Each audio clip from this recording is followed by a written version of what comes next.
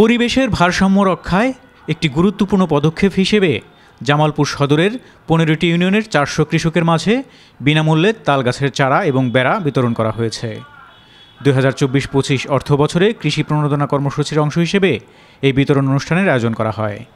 রবিবার সকালে সদর উপজেলা কৃষি সম্প্রসারণ অধিদপ্তরের নিজস্ব কার্যালয়ের সামনে এই অনুষ্ঠান অনুষ্ঠিত হয়।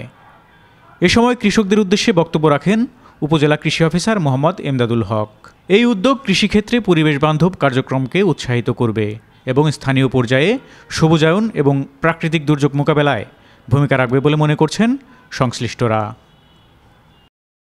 আমরা উপজেলা থেকে সরাসরি আমাদের কৃষকের হাতে তুলে দিলাম। তো আমাদের তাল গাছটা আসলে পরিবেশ বান্ধব এবং পরিবেশের জন্য খুবই একটা উপকারী একটা গাছ আমরা মনে করি।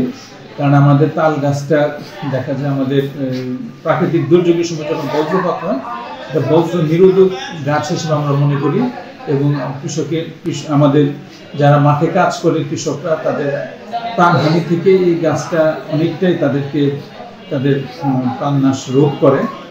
আর পাশাপাশি এটা ফলদায়ক গাছ। এই গাছগুলো আমরা প্রকৃতিতে আরও চাই।